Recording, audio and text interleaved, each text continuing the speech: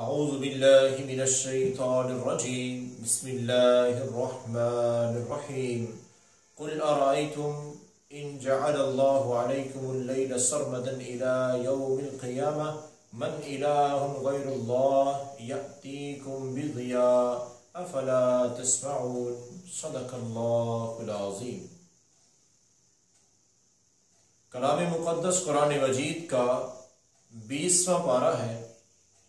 اللہ رب العزت فرماتے ہیں کہ قل ارائیتم ان جعل اللہ علیکم اللیل سرمدا الی یوم القیامہ، ذرا یہ تو بتاؤ کہ کیا خیال ہے تمہارا اگر اللہ تعالی قیامت تک کے لیے رات ہی بنا دے، سورج کا نظام ہی ختم کر دے، سورج کی روشنی زمین پر پہنچے ہی نہ، تو من الہ غیر اللہ یأتیکم بضیاء، تو بتاؤ اللہ کے علاوہ کون ہے ایسا کہ جو دن لے آئے گا؟ کوئی ہے ایسا جو سورج کو لے آئے گا؟ جن کو بھی تم پکارتے ہو بلا لو جو بڑی کرنے والے ہیں، جو بھی ہیں، اللہ کے علاوہ کوئی ہے ایسا کرنے والا؟ اور پھر اللہ فرماتے ہیں قل ارائیتم ان جعل اللہ علیکم النہار سرمدا الی یوم القیامہ، کیا خیال ہے اگر اللہ تعالیٰ قیامت تک کے لیے صرف دن ہی رکھ دیں، رات ہو ہی نہ، سورج ڈرے ہی نہ، ہر وقت سورج دوپہر کے وقت کی طرح ہر وقت وہ سر پہ کھڑا ہو، دن ہی دن ہو، قیامت تک ہزاروں سال گزر جائیں، رات شام نام کی چیز ہی نہ ہو؟ من الہ غیر اللہ یأتیکم بلیل تسکنون فیہ، بتاؤ کون ہے جو تمہارے پاس رات لے کے آئے گا؟ کون ہے جو سورج کو غروب کرے گا؟ کون ہے جو تمہیں رات میں سکون دے گا؟ کہ ہے کوئی؟ اور یہ اللہ تعالی اپنا انعام ذکر کرنے کے بعد، اپنا رحم، یہ اللہ کی رحمت ہے رات اور دن کا نظام ذکر کرنے کے بعد اللہ کیا فرماتے ہیں؟ وَمِن رَحْمَتِهِ، یہ اللہ کی بہت بڑی رحمت ہے، جَعَلَ لَكُمُ اللَّيْلَ وَالنَّهَارَ لِتَسْكُنُوا فِيهِ وَلِتَبْتَغُوا مِن فَضْلِهِ، اللہ فرماتے ہیں کہ یہ میری رحمت ہے، یہ میرا کرم ہے تم لوگوں پر کہ میں نے رات کو بنایا ہے تاکہ تم سکون کر سکو، دن کو بنایا ہے تاکہ تم کام کر سکو، وَلَعَلَّكُمْ تَشْكُرُونَ، بس ایک بات میں چاہتا ہوں، میں نے یہ ساری نعمتیں تمہارے لیے بنا رکھی ہیں، تمہارے آرام سکون کا سارا خیال رکھا ہے میں نے، بس تم نے ایک کام کرنا ہے کہ میرا شکر ادا کرنا ہے، لَعَلَّكُمْ تَشْكُرُونَ، شکر گزار بن جاؤ، شکر گزار بنو، اللہ یہ نعمتیں مزید بہتر عطا فرمائیں گے، پہلے سے زیادہ عطا فرمائیں گے۔ یہ اللہ کا قانون ہے، اصول ہے، یہ اللہ کا ضابطہ ہے کہ جو شخص بھی اللہ کی عطا کردہ نعمتوں پر شکر گزار بن جاتا ہے، شکریہ اللہ کا ادا کرتا ہے، تو اللہ تعالیٰ اس بندے کی ان نعمتوں میں مزید اضافہ فرما دیتے ہیں، وہ نعمتیں مزید سکون کا باعث بن جاتی ہیں۔ شکر ایک تو زبان سے ہوتا ہے، شکریہ اللہ کا ادا کرنا، الحمدللہ، یہ بہترین کلمہ شکر ہے، اور ایک شکر عمل سے ہوتا ہے، عمل سے شکر ادا کرنا۔ اللہ نے مال دیا ہے تو اس اللہ کے دیے ہوئے مال میں سے لوگوں میں اللہ کو راضی کرنے کے لیے بانٹنا، یہ مال کا صحیح شکر ہے۔ اللہ نے فن دیا ہے تو بغیر کسی غرض کے اللہ کو راضی کرنے کے لیے کسی کو وہ فن سکھا دینا، یہ اس فن کی زکوٰۃ سمجھو، یہ صحیح معنوں میں عملی شکر ہے، جو ہمارے پیارے نبی کریم صلی اللہ علیہ وسلم نے ساری زندگی کر کے دکھایا۔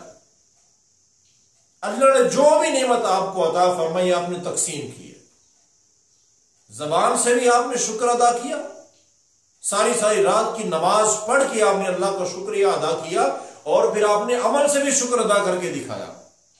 جو بھی نعمت اللہ نے عطا کی، جو بھی جتنی بھی آپ نے اس میں سے بطور شکر لوگوں میں تقسیم کیا اس کو۔ تو یہ بہترین نمونہ ہے ہمارے پیارے نبی صلی اللہ علیہ وسلم کی زندگی ہمارے لیے کہ اللہ نے جو بھی دیا ہے، جتنا بھی دیا ہے، اس میں سے اللہ کو راضی کرنے کے لیے اوروں پر خرچ کر دو، اوروں میں تقسیم کر دو۔ اللہ کا وعدہ ہے کہ اللہ اس میں مزید اضافہ کر دے گا۔ یہ نعمتیں اللہ اور زیادہ عطا فرمائے گا، کم نہیں ہوگی۔ مال دیا ہے تو بخیل بن جائیں، علم دیا ہے تو بخیل بن جائیں، کوئی فن ہے تو اس کو سمیٹ کے بیٹھ جائیں، کسی کو سکھانے نہیں ہے، گر کی فن کی بات کسی کو بتانی نہیں ہے، غلط بات ہے۔ اس سے علم بڑھتا نہیں ہے، کم ہوتا ہے، مال بڑھتا نہیں ہے، کم ہوتا ہے، خرچ کرنے سے مال میں اضافہ ہوتا ہے۔ اللہ تعالی ہمیں عمل کی توفیق عطا فرمائے، اور قولی اور فعلی دونوں لحاظ سے اللہ تعالی ہمیں اپنے شکر گزار بندوں میں شامل فرمائے۔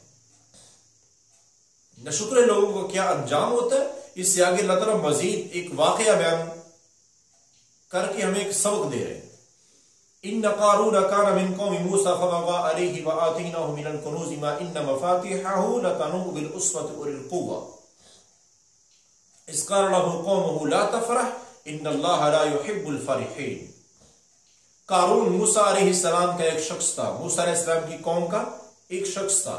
مورخین نے تو یہاں تک لکھا کہ یہ موسیٰ علیہ السلام کا رشتہ دار بھی تھا، جیسا کہ نبی کریم ہمارے پیارے نبی امام الانبیاء جناب محمد رسول اللہ صلی اللہ علیہ وسلم کا تعلق قریش سے ہے، تو ابو جہل کا تعلق بھی قریش کے خاندان سے ہے، لیکن سب سے بڑا مخالف ابو جہل ہے حسد کی بنا پر۔ اور یہی بات یہاں ہے کہ موسیٰ علیہ السلام کی اپنی ہی قوم کا بندہ، اور یوں سمجھو کہ اپنے ہی خاندان کا ایک شخص، وہ بھی قارون، موسیٰ علیہ السلام کا مخالف ہے۔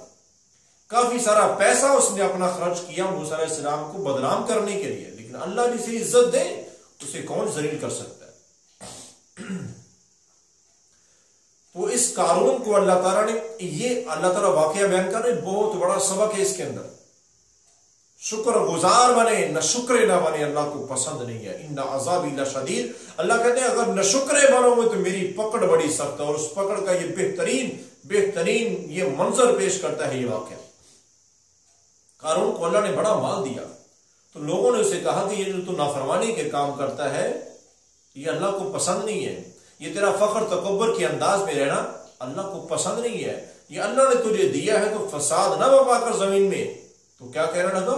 انما اوتیتہ علی علم عندی، کہاں تم کہتے ہو اللہ نے دیا ہے، اللہ نے دیا، یہ میرا اپنا فن ہے، اپنے تجربے سے حاصل کیا ہے، اپنی محنت سے حاصل کیا ہے، یہ میرے علم کی وجہ سے مجھے ملا ہے۔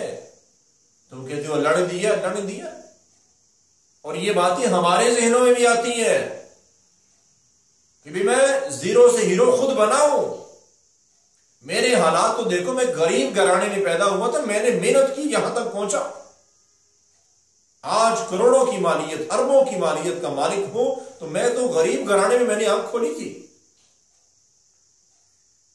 میرا والد تو ایک مزدور تھا، میں ایک مثال دے رہا ہوں۔ تو کیا ہمیں نظر نہیں آتا کہ جس غریب گھرانے میں ہم نے آنکھ کھولی تھی، آج ہم کہہ رہے ہیں کہ میں نے اپنی محنت سے حاصل کیا ہے؟ جو قارون نے کہا تھا کہ میں نے اپنے علم کی بنا پر، علم کے بلبوتے پر میں نے یہ سب حاصل کیا ہے۔ اللہ یہ عبرتناک واقعہ بیان کرتے ہیں کہ اس میں کافی سارے سبق ہیں۔ جب ہم یہ کہتے ہیں کہ میں نے محنت کر کے یہاں پہنچا ہوں، یہ میرا اپنا تجربہ ہے، یہ میرا اپنا فن ہے، یہ میرا اپنا علم ہے، تو کیا نظر نہیں آتا جس گھرانے میں ہم نے آنکھ کھولی تھی بڑے غریب تھے، اسی علاقے میں اور بھی گھرانوں میں بچوں نے آنکھ کھولی تھی، وہ غریب تھے، وہ غریب تھے اور غریب ہیں، اور میں غریب تھا، وہ غریب نہیں ہوں، تو مجھ پہ اللہ کا کرم ہوا ہے۔ یہ نہیں کہ انہوں نے محنت نہیں کی ہے، ہو سکتا ہے کہ وہ جو دوسرے غریب گھرانوں میں پیدا ہوئے تھے وہ تجھ سے زیادہ خوبصورت ہو، تجھ سے زیادہ طاقتور ہو، تجھ سے زیادہ چالاک ہو، تجھ سے زیادہ انہوں نے محنت کی ہو، لیکن وہ غریب کے غریب رہے۔ اللہ نے ان کی آزمائش کی غربت میں کرنی تھی، اور تجھے اللہ نے آزمانا تھا مال دے کر، اور تو اپنے آزمائش میں کیا کامیاب ہو گیا؟ اللہ کی بات کو مان رہا ہے؟ کہیں یہ تو نہیں کہہ رہا قارون کی طرح کہ یہ میں نے اپنے بلبوتے پہ حاصل کیا ہے، اپنی محنت لگی ہے جناب؟ نہیں، یہ باتیں اللہ کو پسند نہیں۔ جب قارون نے یہ کہا نا، تو اللہ تعالیٰ نے پھر کیا کہا؟ اولم یعلم ان اللہ قد اہلک من قبلہ من القرون من هو اشد منہ قوة واکثر جمعا۔ اللہ فرماتے ہیں کہ یہ قارون کہہ رہا ہے کہ یہ میں اپنے بلبوتے پر ہوں، میرے علم کی وجہ سے ہے. کیا یہ جانتا نہیں ہے اس سے پہلے کتنے علم والے گزر گئے، اس سے پہلے اس سے زیادہ کئی طاقتور، یہ تو ایک بندہ ہے، کئی علاقوں کے علاقے بڑے بڑے طاقتور لوگ، بڑے بڑے مالدار لوگ، بڑے بڑے فن کے ماہر لوگ، آج ان کا نام و نشان تک نہیں ہے. قد اہلک من قبلی، سارے ہلاک ہو چکے. مطلب کیا ہے کہ قارون اپنی اوقات پہچان، اپنی حیثیت پہچان، اپنی اصلیت پہچان. تو تکبر کے انداز میں زمین پر اکڑ کر چلتا ہے کہ تیرے پاس مال ہے، اپنی حقیقت پہچان. تو ایک حقیر پانی کے قطرے سے پیدا ہوا ہے، اور اب تو جتنی دیر بھی زندہ ہے تیرے پیٹ میں گندگی بھری ہوئی ہے، اور جب بھی تو نے مرنا ہے مٹی بن جانا ہے. تجھے تکبر کہاں لائق؟ تکبر تو اس ذات کو لائق ہے جس نے ہمیشہ باقی رہنا، اور وہ اللہ کی ذات ہے، ہمیشہ بقا، جس کو زوال ہے ہی نہیں، اس کو تکبر لائق ہے. تو قارون نے تکبر کیا، اللہ کو بالکل ناپسند لگا. تو پھر کیا ہوا؟ کچھ لوگ قال الذین یریدون الحیاۃ الدنیا یا لیت لنا مثل ما اوتی قارون انہ لذو حظ عظیم. کچھ لوگ اللہ سے دعائیں کرنے لگے جو دنیا کے مال کے بڑے طلبگار تھے تو مسلمان، اللہ سے دعائیں کرنے لگے کہ یا اللہ ہمیں بھی قارون کی طرح مال عطا فرما دے، کاش کہ قارون جیسا مال ہمیں بھی مل جائے. تو اہل علم لوگ جو اس وقت تھے، انہوں نے اس وقت ان کو سمجھایا بھئی ایسی دعائیں نہ کرو، ضرورت ہے وہ مانگو، ضرورت ہے وہ مانگو، جس حال میں اللہ نے رکھا ہے شکر ادا کرو. ایسے نہ کہو کہ قارون کی طرح ہمیں بھی دے، ہمیں بھی دے. یہ مال کی آزمائش میں بڑے کم لوگ کامیاب ہوتے ہیں، بڑے کم لوگ. لیکن وہ دعائیں مانگتے رہے تو کیا ہوا؟ فَخَسَفْنَا بِهِ وَبِدَارِهِ الْأَرْضِ فَمَا كَانَ لَهُ مِنْ فِئَةٍ يَنْصُرُونَهُ مِنْ دُونِ اللَّهِ وَمَا كَانَ مِنَ الْمُنْتَصِرِينَ. اللہ فرماتے ہیں کہ قارون اکڑتا ہوا جب زمین پر چلا تو اللہ فرماتے مجھے غصہ آیا. اللہ کو جب غصہ آتا ہے تو اس غصے کی انتہا نہیں ہوتی. تو اللہ نے کیا کیا؟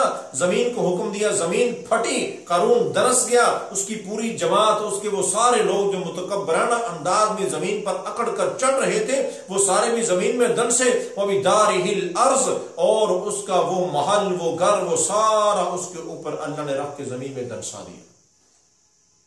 زندہ، مردہ نہیں، زندہ دنسا دیا. کتنی تکلیفوں کے ساتھ وہ زمین میں دنسا ہوگا. ہمارے اوپر ایک دیوار گر جائے تو ہم کیسے تڑپتی ہیں، جس کے اوپر پورا محل سر پہ ڈال دیا جائے اس کی کیا حالت بنی ہوگی. اور یہ سزا تھی اس کے تکبر کی. فَمَا كَانَ لَهُ مِنْ فِئَةٍ يَنْصُرُونَهُ مِنْ دُونِ اللَّهِ. تو وہاں کوئی نہیں، پھر اس کا ہنر، کوئی اس کا فن، کوئی اس کا علم، کوئی چیز کام نہیں آئی جو اس کو بچا سکتی ہے اللہ کی اس پکڑ سے، اللہ کے اس عذاب سے جو اس نے ناشکری کرتے ہوئے خود ہی اپنے لیے پسند کر لیا.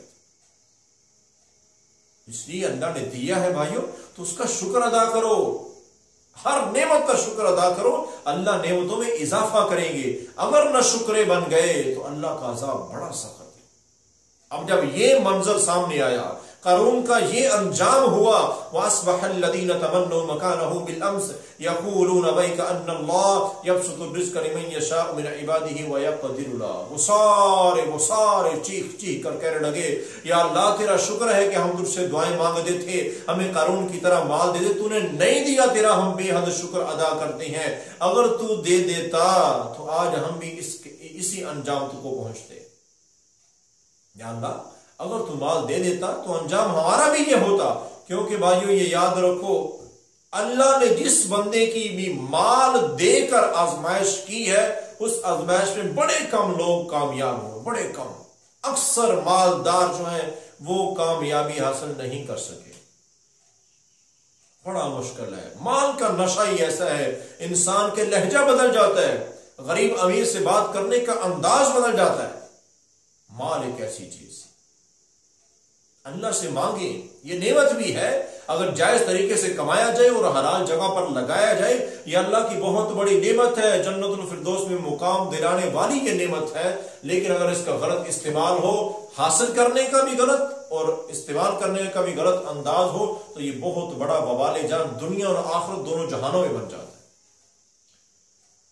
تو اللہ تعالیٰ یہی فرماتے ہیں کہ انجام بہت برا ہے تکبر کرنے والوں کا، شکر گزار بن کے رہو بڑی نعمتوں سے نوازوں گا، اور یہ نہ سمجھنا کہ میں ہوں اور میں رہوں گا، نہیں۔ وَلَا تَدْعُوا مَعَ اللَّهِ إِلَٰهًا آخر، لا الہ الا ہو، اللہ کے علاوہ کوئی معبود نہیں ہے، وہ اکیلا ہے۔